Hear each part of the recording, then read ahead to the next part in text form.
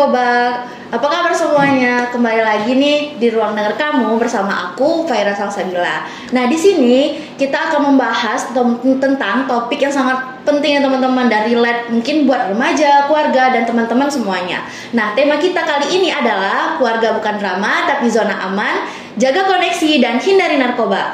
Nah, jadi kita ini di sini nggak sendirian nih teman-teman. Jadi kita bersama narasumber keren kita yang akan membantu kita memahami gimana sih hubungan antara keluarga dan dalam pencegahan bahayanya narkoba. Langsung aja kita sambut Surya Alvindi. Halo Surya. Halo Far, teman-teman semuanya. Senang banget bisa hadir dan ngobrol bareng hari ini.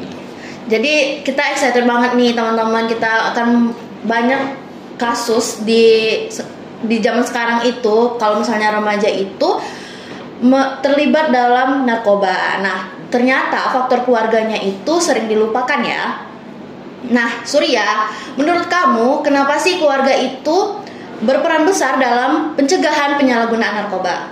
Jadi di sini karena keluarga itu adalah lingkungan pertama yang membentuk karakter anak, kemudian yang juga membentuk kebiasaan, cara anak melihat dunia. Nah, kalau dari kecil anak itu tumbuh di keluarga yang penuh perhatian, komunikasi yang terbuka, dan dukungan emosional yang baik, mereka itu cenderung lebih kuat menolak tekanan dari luar gitu, termasuk narkoba gitu. Wah, iya ya, ternyata benteng pertama seorang anak itu bukan sekolah atau temannya, tapi justru keluarganya sendiri. Betul banget. Riset juga menunjukkan anak yang punya hubungan emosional dengan orang tua lebih kecil kemungkinan mencoba narkoba dibanding dengan hubungan yang renggang dengan orang tua gitu. Oke, tadi kan kita ngomongin tentang peran keluarga nih. Jadi sekarang kita ngomongin bahayanya narkoba itu sendiri. Kenapa sih sekarang itu banyak remaja, anak muda tuh tertarik coba-coba narkoba? Biasanya sih karena beberapa hal. Yang pertama itu karena rasa penasaran. Yang mana yang kita tahu anak muda zaman sekarang ini keponya tuh tinggi, rasa ingin tahunya tuh tinggi banget gitu. Jadi mereka mungkin melihat di sosial media apa itu narkoba, apa rasanya dan lain sebagainya, yang membuat mereka tuh akhirnya coba-coba untuk menggunakan narkoba gitu. Yang kedua itu tekanan dari teman. Anak muda zaman sekarang ini terpaku dengan pergaulan mereka. Mereka melihat pergaulan itu sebagai teman atau patokan hidup mereka gitu. Jadi ketika ketika pergaulan mereka itu mencoba memakai narkoba, mereka juga ikut-ikutan untuk memakai narkoba agar mereka terlihat keren dan bisa diterima di pergaulan tersebut. Nah, anak-anak seperti ini tuh biasanya nggak punya alasan kuat untuk menolak ajakan dari teman-temannya gitu. Kemudian yang ketiga itu ada stres yang nggak tersalurkan. Stres ini tuh bisa diakibatkan mungkin karena masalah sekolah, keluarga, bahkan masalah pribadi. Mereka nggak tahu tuh cara menyalurkan stres mereka itu dengan cara yang sehat. Jadi mereka akhirnya beralih ke penyalahgunaan narkoba gitu. Kemudian mereka tuh nggak punya tempat curhat yang aman. Karena mereka nggak punya tempat curhat yang aman, mereka tuh jadi menyimpan semua beban mereka itu sendiri gitu. Karena mereka nggak punya orang yang mereka bisa percayai gitu. Jadinya mereka cari pelariannya ke narkoba. Nah, di sini kalau keluarga nggak dukung atau nggak hadir secara emosional, anak itu bisa cari pelariannya ke narkoba gitu, Pak. Wah, berarti bukan semata-mata itu anaknya bandel atau nakal ya, tapi juga karena nggak ada peran dari orang tua secara emosional. Bener banget. Jadi anak yang merasa sendiri atau nggak dimengerti dan juga nggak diperhatiin juga, maksudnya bisa sangat rentan. Apalagi kalau mereka itu melihat narkoba sebagai pelarian dari rasa sakit atau tekanan hidup mereka gitu. Oke, jadi kalau boleh jujur itu keluarga tuh mungkin nggak sadar nih kalau sikap mereka itu bisa membuat anak itu rentan terhadap narkoba. Nah, bisa nggak sih Surya jelasin contoh-contohnya itu seperti apa? Bisa banget. Misalnya orang tua yang terlalu keras atau sebaliknya malah terlalu membebaskan. Kalau orang tua yang terlalu keras, anak itu merasa nggak aman, nggak nyaman, merasa takut. Jadi mereka nggak betah gitu di rumah, nggak ada tempat yang nyaman untuk mereka. Jadi mereka carilah ke tempat yang menerima mereka dan yang menurut mereka itu nyaman itu untuk ditempati gitu. Mungkin dengan pergaulan yang tidak sehat tadi. Atau sebaliknya, malah orang tuanya selalu membebaskan anak. Di sini juga bahaya, karena ketika orang tuanya selalu membebaskan anak tanpa ada bimbingan dari orang tua, mereka itu bisa ke jalan yang salah gitu, ke arah yang salah tanpa adanya, karena mereka mikir orang tuanya telah membebaskan mereka, jadi nggak ada gitu arahan atau larangan dari orang tua. Itu juga nggak baik. Kemudian yang kedua itu rumah yang penuh konflik. Ketika ada pertengkaran di rumah, pertengkaran orang tua, yang menyaksikan itu adalah anak. Jadi anak itu bisa jadi stres, frustasi, cemas, merasa nggak aman juga di rumah. Jadi mereka itu ketika frustasi, mereka itu menyalurkannya kemana? Ya pastinya ke narkoba gitu. Dan juga mereka pasti nyari pergaulan yang nggak sehat gitu jadinya. Kemudian yang ketiga gitu, nggak ada ruang dialog. Anak di rumah itu dengarnya ceramah terus, nggak pernah didengerin perasaan mereka. Di sini orang tua juga kebanyakan emang memarahi, nasihatin, nggak pernah benar-benar dengerin perasaan anak gitu. Jadi mereka merasa nggak dimengertiin, nggak merasa diinginkan gitu jadinya. Jadi mereka carilah ke pergaulan yang mereka anggap itu nyaman untuk mereka, yang belum tentu baik untuk mereka gitu kan. Kemudian yang paling parah juga orang tua yang sibuk dan juga nggak hadir secara emosional.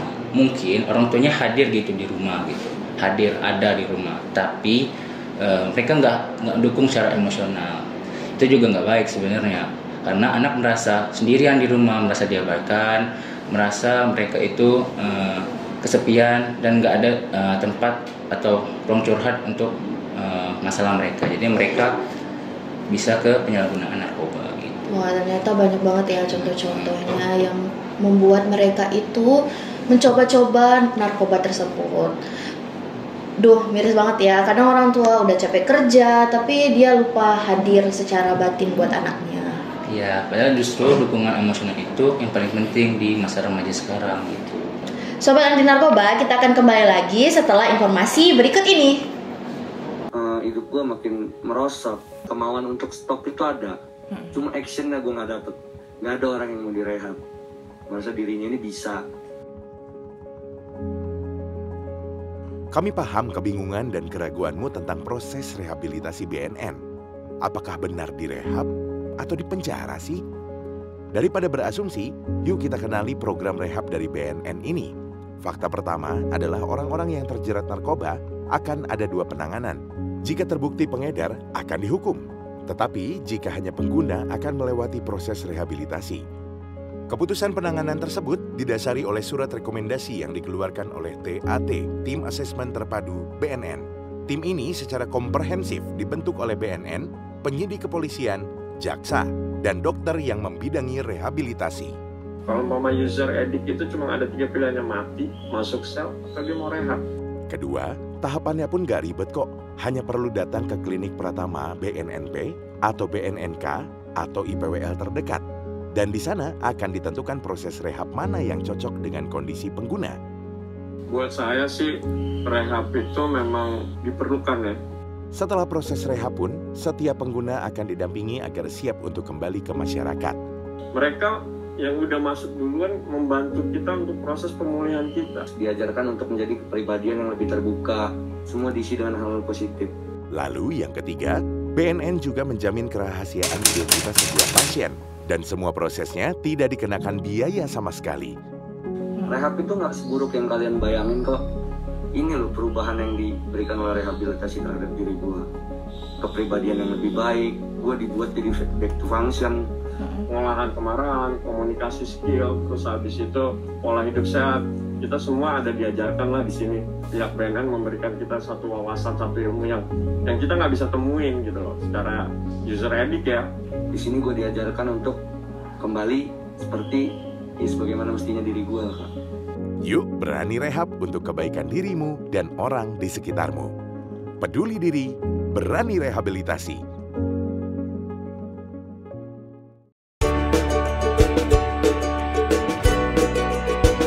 Dukungan, senyuman, kehangatan, kebahagiaan, kebersamaan, kedekatan, bimbingan, Berjuta hal indah datang dari rumah. Dekatkan keluarga. Jauhkan narkoba. Sehat, kuat, hebat tanpa narkoba. Halo Sobat Anti Narkoba, kembali lagi kita di podcast BNN Kota Berdialog. Dengan tema kita tadi adalah keluarga bukan drama, tapi zona aman, jaga koneksi, dan hindari narkoba. Nah, Surya, kalau gitu seberapa penting sih koneksi emosional antara anak dan orang tua? Itu kalau dibilang seberapa penting, pasti sangat penting ya Ufa. Itu bisa jadi perisai anak. Jadi ketika anak merasa dicintai, dihargai, dan dimengerti, mereka akan lebih percaya diri, lebih terbuka, dan lebih mampu menolak pengaruh negatif. Mereka nggak akan cari zona aman palsu seperti narkoba, tapi mereka karena mereka itu udah punya zona aman di rumah, itu keluarga gitu. Oke, aku suka banget nih istilah Surya yang bilang zona aman palsu. Karena narkoba itu memang kelihatannya solusi, tapi sebenarnya itu jebakan ya teman-teman. Betul banget, narkoba itu bukan solusi, tapi pintu masuk ke masalah yang lebih dalam lagi. Oke, kita tadi udah bahas tentang bahayanya, terus solusinya, contoh-contohnya seperti apa. Sekarang kita fokus ke solusinya nih teman-teman. Gimana sih caranya membangun zona aman di rumah? Untuk membangun zona aman di rumah ya, ada beberapa cara sih. Pertama itu balik lagi ke komunikasi. Ini komunikasi dua arah. Maksudnya di sini orang tua itu bukan hanya memerintahkan anak aja atau menasehati anak aja gitu, tapi benar-benar ngobrol sama anak itu secara terbuka gitu, dengerin perasaan anak, ngertiin perasaan anak, jangan cuma nasihatin sama memerintahkan aja gitu. Kemudian juga yang kedua adalah jadwalin waktu ngobrol. Jadwalin waktu ngobrol santai dengan anak. Ini berguna banget ya, karena dengan kalian bisa ngobrol dengan anak, kalian tuh bisa lebih membangun kepercayaan diri dengan anak gitu. Jadi anak tuh bisa lebih jujur, lebih terbuka dengan orang tua. Nah, untuk waktu ngobrolnya bisa kapan aja, bisa saat makan malam, jalan bareng, atau bahkan ketika sebelum tidur. Jadi benar-benar orang tua tuh harus jadwalin gitu waktu ngobrol dengan anak. Kemudian yang ketiga itu validasiin perasaan mereka. Jadi orang tua tuh harus mengertiin gitu, memahami perasaan anak. Jadi jangan langsung ngejudge atau menilai. Dan juga walaupun perasaan anak mungkin menurut orang tua itu ada yang nggak setuju. Jadi orang tua itu benar-benar harus ngertiin gitu perasaan anak. Misalnya kalau anak mungkin pulang sekolah dan mereka bilang capek gitu habis pulang sekolah, orang tua jangan langsung ngejudge atau nilai. Aduh, kamu manja banget sih kalau sekolah, baru sekolah aja udah capek dan sebagainya. Orang tua nggak boleh langsung ngejudge gitu, langsung ngertiin gitu anaknya lagi capek dan sebagainya, supaya anak tuh merasa dihargai gitu dan dimengerti. Kemudian yang keempat itu berani minta maaf dan mengakui kesalahan. Yang kita tahu ya pasti orang tua kan juga manusia, pasti bisa salah. Jadi nggak ada salahnya kok untuk minta maaf dan mengakui kesalahan. Dan juga dengan orang tua itu berani minta maaf dan mengakui kesalahan, anak-anak itu bisa ngikutin gitu kerendahan hati orang tua. Jadi ketika anak punya salah dan ketika anak punya salah, mereka tuh akan jujur gitu sama orang tua dan langsung minta maaf sama orang tua. Jadi nggak ada salahnya kok untuk minta maaf, untuk nurunin ego orang tua supaya mereka itu berani gitu minta maaf. Kemudian yang terakhir, edukasi tentang narkoba. Edukasi tentang narkoba itu bisa dari mana aja, bisa dari sekolah, guru mungkin, atau dari sosial media, terus kayak instansi seperti BNN dan lain sebagainya, dan bahkan juga dari orang tua, tapi dengan cara yang benar gitu. Wah, tadi Surya bilang poin tentang minta maaf itu penting banget ya. Kadang anak itu butuh lihat orang tuanya juga bisa belajar dan berubah. Oke, iya benar banget. Itu bikin anak tuh merasa dihargai sebagai pribadinya gitu.